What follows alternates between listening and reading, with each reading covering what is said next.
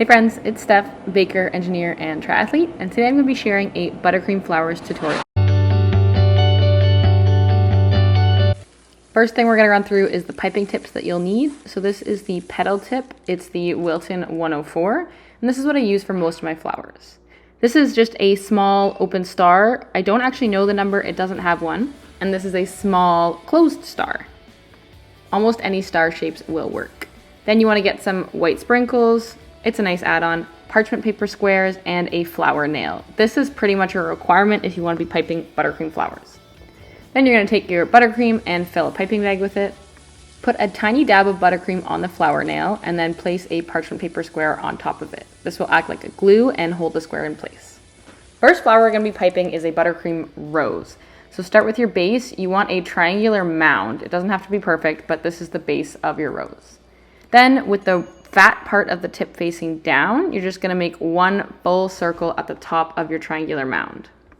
Then you pipe an upside down U about a third of the way around the mound and repeat that around the flower. So you get 1, 2, and then a third one. You want the edges to be overlapping just a little bit, and this is how you create the petals of your rose. Repeat this all the way around, rotating the flower nail as needed and moving slightly down with each one. So you're going to start with the top innermost petals, and then each one that you pipe is going to be an outer layer, but also going to move down towards the bottom of what's going to be the rose. Once I get to the bottom, I do my U's with a lot less arc, so they're almost a straight line, and that just provides a clean finish at the bottom. Then you pull this parchment paper square off, and I like to place it on a cookie sheet because we'll be freezing these after. Next up is more of a closed rose. So we're going to start with the same triangular mound in the center, but instead of doing a circle, we're just going to kind of pipe across and over, and then at about 90 degrees, we're going to pipe across and over and repeat that, just kind of going at 90 degrees over top of the previous one, and again, working your way down and out a little bit. As you go down, you'll end up doing a little bit more of a U shape just to get around the sides of the rose, but what this does is it creates more of an closed bud. And then same thing, pull it off and plop it on your cookie sheet, or you can use a plate, anything that will fit in your freezer. Next up, I don't actually know what to call these, but they're just a flower with petals. This time you're gonna have the wide part of your petal tip facing out, and you're gonna pipe just kind of a little half circle, I would call it. And I like to do about 5 petals around the edge, but you can do as many as you think. Oh, I did 6 there. You can do as many as you think will fit as you circulate around.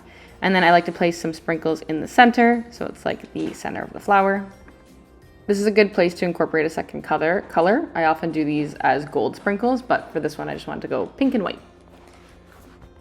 So that creates a nice delicate flat flower, but if you want to make a bit more of a textured one, you can follow the same steps, piping this half circle and rotating the flower nail as you go around.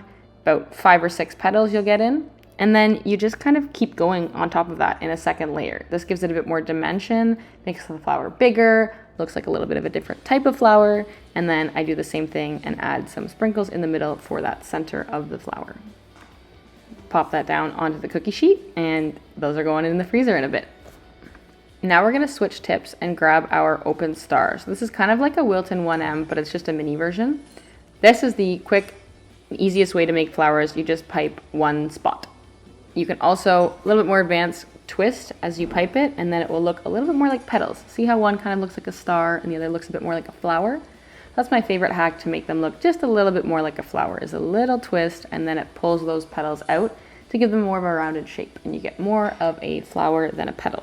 These minis are really good for filling in gaps while you're decorating, so I like to pipe a lot of these and just have them on hand. The next thing you can do with your open star that is pretty fun, it's a classic, I use it all the time, is draw a lowercase e. This is gonna make a rosette. Literally, I can't describe it any better than you're piping in the shape as if you're writing out a lowercase e. These are fun because you can do them in small or a lot bigger sizes. And again, they're very easy, they're quick to do, but they look beautiful. So here's kind of a mini one. You do a lowercase e, but really small and really tight, and stop it a little bit early. So it's just like this tiny little bud.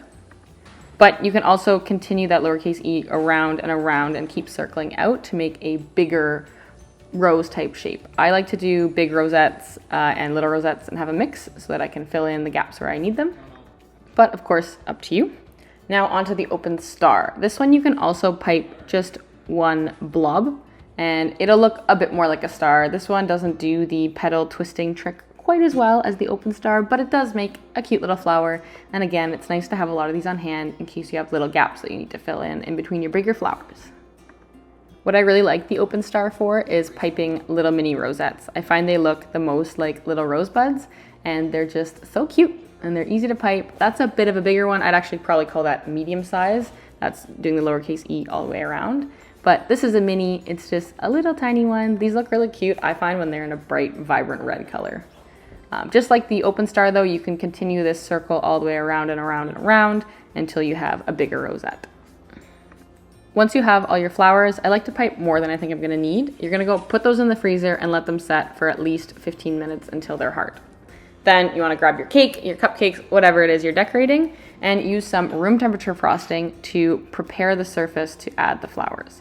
So I did a rope border here because it's really easy to stick the flowers into the rope border. And I did a couple dabs because those, again, act like glue. So I grab this flower that's now frozen and I can pick it up with my hands, as you see here, and then I just stick it onto that dab that I added, and it's just like a little piece of buttercream glue and it sticks to the side of the cake. Then I'm gonna go back in and add a little bit of buttercream everywhere that I want to add a flower. I can pick them up and stick them to the side of the cake.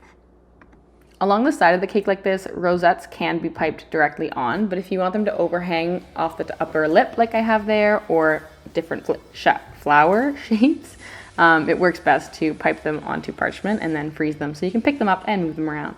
There we go, adding that rose. That one can't be piped directly onto the cake. So I just arranged them around the rope border. This one looks the best from the front because I've arranged all the flowers to face the front, but you could kind of arrange them around the back of the rope border as well. And then lastly, I just go in there with my open star and pipe a few flowers to fill in the little gaps. And that's it. Now you have a beautiful buttercream flower cake. If this was helpful, please give me a like and subscribe for more tutorials.